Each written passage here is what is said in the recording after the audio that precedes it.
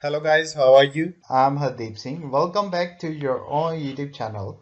IELTS updates and recent exams. For more updates related to recent IELTS exam writing test topics, listening, reading, practice test, and speaking, you got guesswork.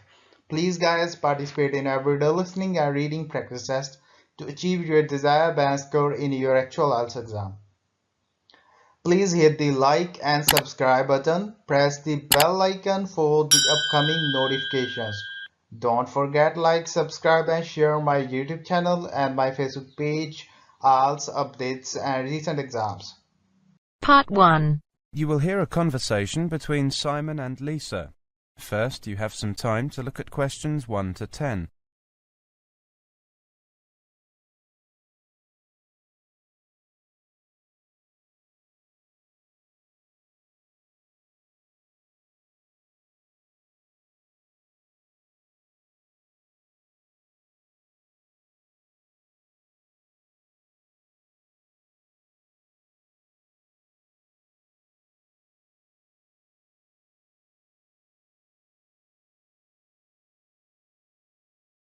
Hi, Lisa. How are you?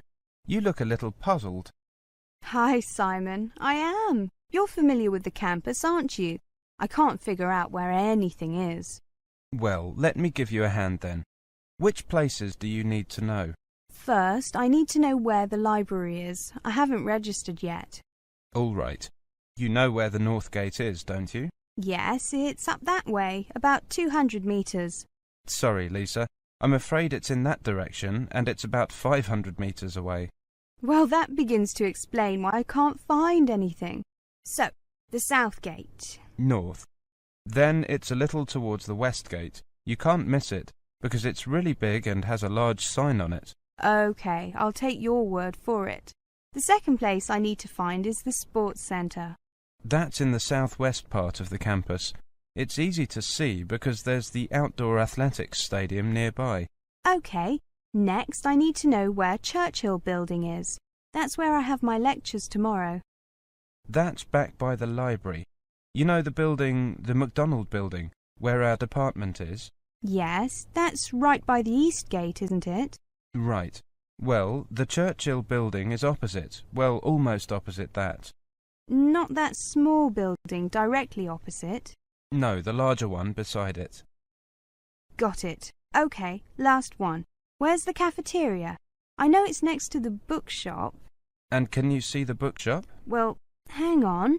It's right there, here in the centre of the campus. A great central location, if you ask me. Before you hear the rest of the conversation, you have some time to look at questions.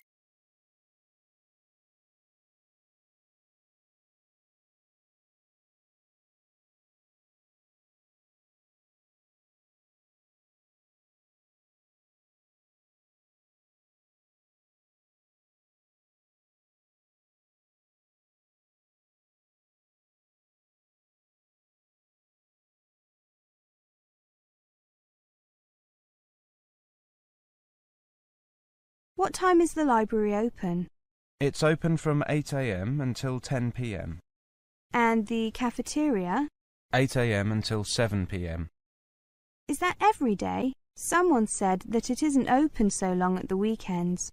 No, it's every day. And the sports centre? Now, if I remember rightly, that opens at 7 a.m. and closes at 9 p.m.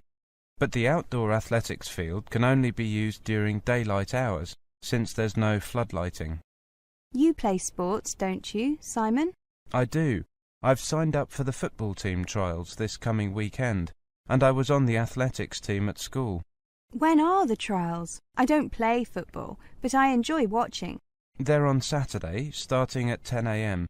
The organisers said that we should expect to be there until mid-afternoon, probably until around 3. Well, I've got things to do in the morning, but I'll come along after lunch. I hope you survive until then. So do I. I think that in the morning they'll be aiming to sort out the people with ability from the no-hopers. Then, in the afternoon, they'll be sorting out who's the best. OK, well, good luck with that. I'll see if Leslie wants to come along. OK, see you Saturday. That is the end of part 1.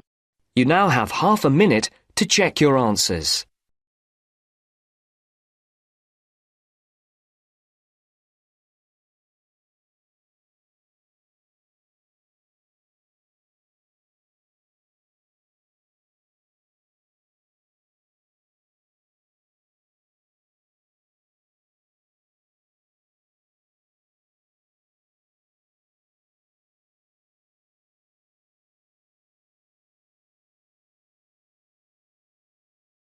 Now turns to Part 2. You will hear a presentation on living in London. First, you have some time to look at questions 11 to 20.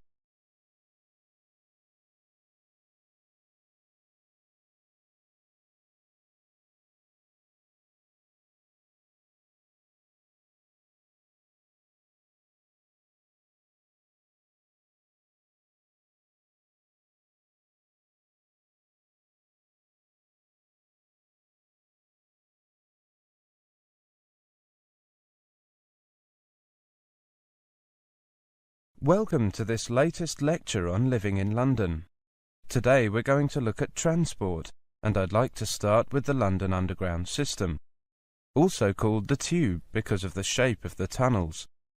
First, you need to learn your lines. There are 12 different lines, each with its own name. For example, the Piccadilly line, the Circle line. Each line is a different colour on the map of the Underground system. You can find the map in the ticket hall at each underground station, and usually on the platforms as well. Sections of the map are also displayed in the carriages of the underground trains.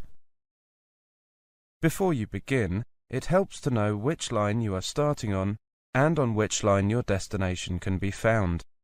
If they are on different lines, look at the map to see where the two lines cross, and note the name of the station where they meet. That is where you have to change trains. If the two lines do not cross, keep looking until you find a third line that crosses both of the other two.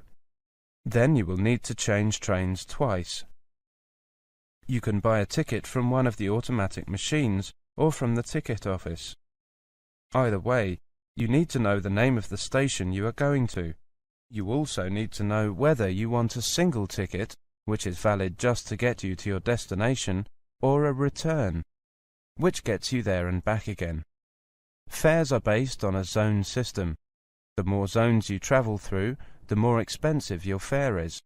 There are 6 zones, with Zone 1 covering central London and Zone 6 covering the outskirts of the system, including, for example, Heathrow Airport.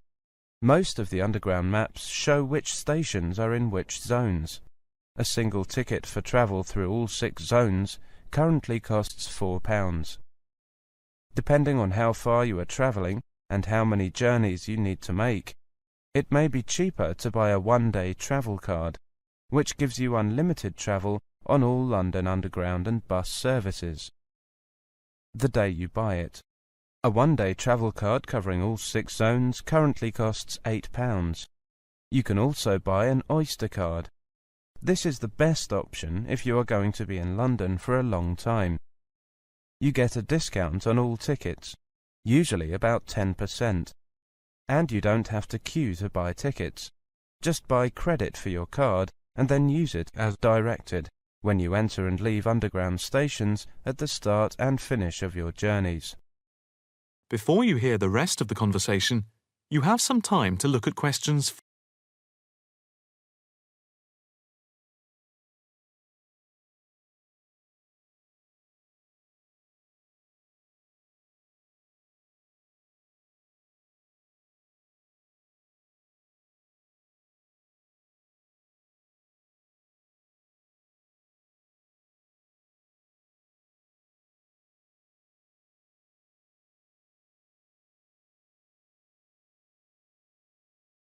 At underground stations you must pass through an automatic gate. Put your ticket into the slot to the right of the gate. When the gate opens, pass through. As you pass through, your ticket will pop up from another slot on the top. Pull your ticket out and take it with you. You need it at the end of your journey. This is the same procedure for travel cards. With Oyster cards, you hold your card over the card reader at special automatic gates. If you have baggage with you, you can go through a special larger gate where you can pass through more easily. Show your ticket to an attendant and ask him or her to let you through this gate. Most stations have long escalators leading to and from the trains. Try to stand to the right-hand side, leaving space for people to walk past you on the left. When changing trains, Get off at the station where the line you are on crosses the line you need. Follow the signs for the line you need and the direction you want to go in. When you leave the system, you must pass through an automatic gate again to leave the station. Put your ticket in the slot as before. If you bought a return ticket or a travel card, your ticket will pop up for you to collect again, so that you can use it later. If you bought a single ticket, or if you are on the return trip of your return ticket, your ticket will stay in the machine.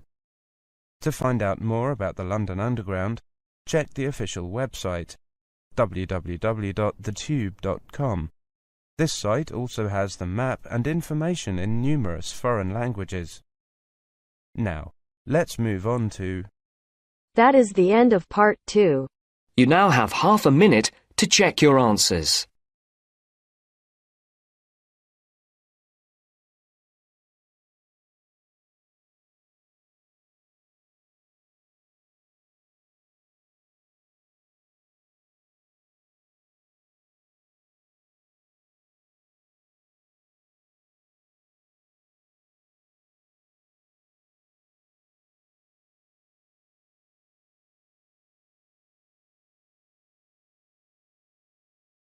Now turns to part 3. You will hear two students, Frank and Nicole, discussing their research on university waste. First, you have some time to look at questions 21 to 25.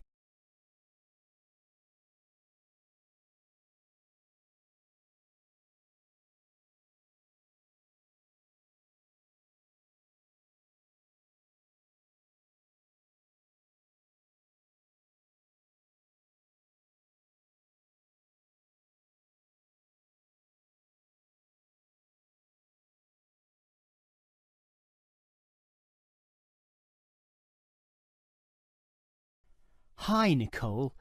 As you know, we've got to decide on the best ways this university can reduce its waste. You inspected the eastern campus and I did the western buildings. Did you do all the interviews as well? Yes, I interviewed all the staff, who made some good observations, and I interviewed some of the students. The students said little that was interesting. They don't seem to care that much. It was the cleaners, surprisingly, who revealed the most relevant facts. That's not surprising to me. They empty all the bins, so they see the waste firsthand, whereas the staff just throw things away without thinking. What item was most commonly disposed of? Well, it really depended on where I interviewed. In the cafeteria precinct, obviously paper plates and cups were thrown away all over the place. There was almost no attempt at recycling. However, across the university in general, it was paper copying that filled up most bins, far more than plastic or other forms of waste. Do people care about this, then? Well, some do, if you can believe them. I must have interviewed about 30% of customers in the cafeteria, and the results were mixed. Out of all the people I interviewed, well over half, maybe about 55% of them, were quite honest about it, telling me that they had little concern. The other fraction, 45%, were more troubled. Yes, but do they do anything about it? Surprisingly, quite a significant percentage do something, even if they aren't particularly concerned. I mean, small things. About 10% bring their own cups to the cafeteria, for example, and at least 1/3 said they use recycling bins. So, in total, it's an equal split between those who do something or those who don't. So why do so many people remain inactive, particularly over an issue they should care about more? I think they do care, and many of them are prepared to do something.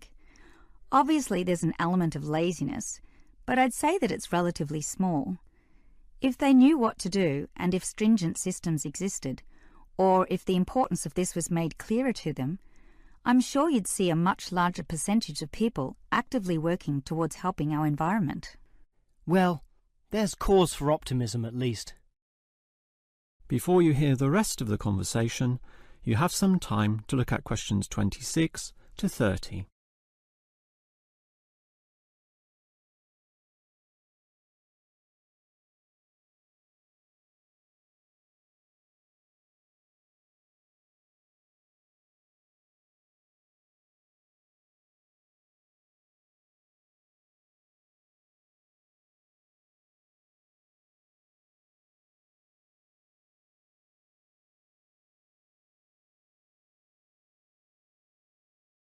Clearly then, there's a significant waste of paper here at this university.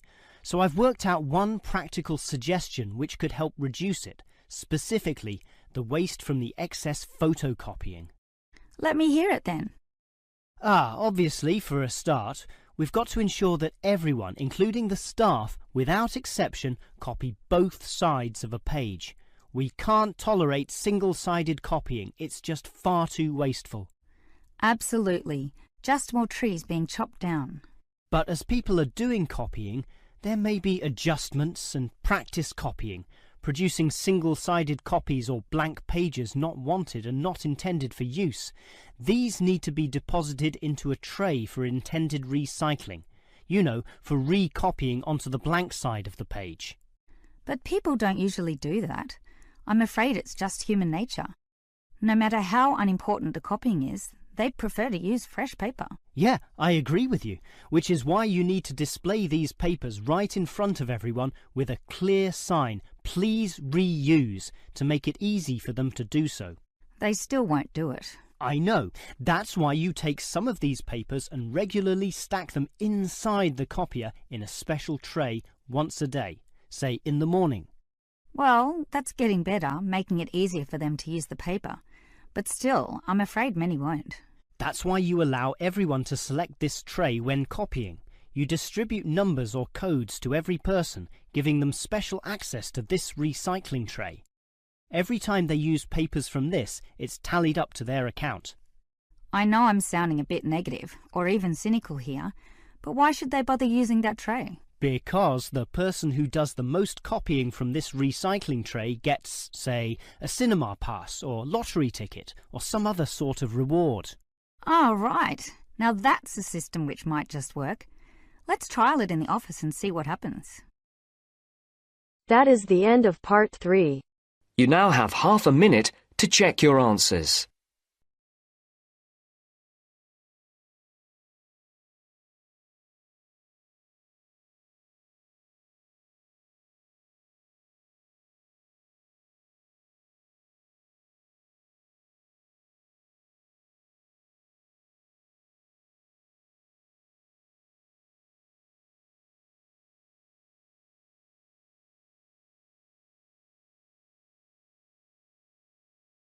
Now turns to part 4. You will hear a lecturer discussing techniques for removing carbon dioxide from the atmosphere. First, you have some time to look at questions 31 to 40.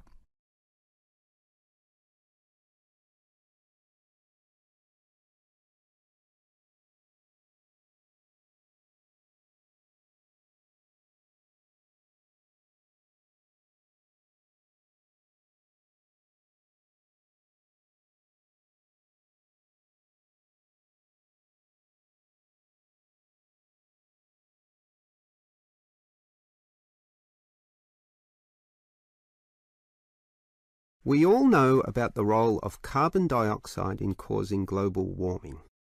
Obviously, society needs to reduce the release of carbon dioxide, otherwise known as CO2. This gas comes from the burning of fossil fuels, such as coal and oil, and it is virtually impossible for society to prevent or even limit such activity. Our need for energy and power is just too great. Instead, a more practical idea is to collect the carbon dioxide from the burning process, for example, directly from the chimneys of power stations, and somehow prevent this gas from being released into the environment. To do that, you need to store it somehow, and that has to be essentially forever. It is perhaps for this reason that many believe that, rather than storing the carbon dioxide as a gas, it is better to react it with metal oxides, such as magnesium or calcium, which results in the formation of a hard carbonate material. The gas is, in effect, turned into a stable and unreactive solid, which can simply be dumped anywhere. This process actually occurs naturally, although very, very slowly, and is one cause of the surface limestone in the world. But this slow reaction speed is the problem. Even when enhancing this process through high temperature and pressure, or pre-treatment of the mineral, it is still far too slow to be economical. One other technique which has been suggested is to pump the gas to the bottom of the ocean, where it would react with compounds in the seawater, forming carbonic acid. However, this alternative has now been ruled out. The CO2 may be removed from the atmosphere, but the high oceanic acidity which would result raises its own set of problems, mostly with all the delicate life and the intricate food chains which exist there, some on which we ourselves depend, and that's something which no one wants to experiment with. Perhaps because of the lack of alternatives, the most commonly discussed solution to the problem of disposing of carbon dioxide is to pump the gas underground, a technique known as geosequestration. In this system, the CO2, for example, could be pumped into underground pockets within depleted oil wells or disused coal tunnels. This carries, however, three serious disadvantages, namely the risk of leaks, the considerable costs involved, and finally the unproven effectiveness. Let us look at those three disadvantages in detail. Firstly, there is the risk of leaks. Although the gas would be deep and sealed over by masses of rock and earth, the huge pressures in these spaces would turn the gas into a liquid state, capable of moving through rock fissures or faults. This could allow the gas to eventually be released to the surface. Since CO2 is heavier than air, and thus pushes oxygen aside, such leaks could result in the suffocation of thousands or tens of thousands of people, certainly not a consequence to be taken lightly. Natural CO2 leakage from volcanic buildup has already witnessed such deadly events. The other problem of geosequestration is the cost. The time and effort spent on materials and construction, primarily the pipe work through which the gas would travel, does not come cheaply. So, if this system were to be implemented in, say, coal-fired power plants, the extra cost would have to be paid by the electricity user, whose bills would almost double as a consequence. Few people are prepared to pay this much simply to make a small dent on the effects of global warming. And this leads to the final problem. The most basic question is whether geosequestration actually reduces global warming. The problem here is that the energy needed to create and drive the sequestration process would require approximately a quarter of a coal-fired electricity plant's output. In other words, the plant would have to burn 1/4 more of its coal just to account for the sequestration of the carbon dioxide. And with coal producing other noxious pollutants, such as sulfur, ash, and heavy metals, the environment is hardly benefited at all. Nevertheless, there are many active experimental efforts underway, primarily in oil production sites. These are small, but intensively monitored and analysed. All we can say now is that the jury is still out on whether underground carbon storage will one day be feasible. That is the end of part 4. You now have half a minute to check your answers.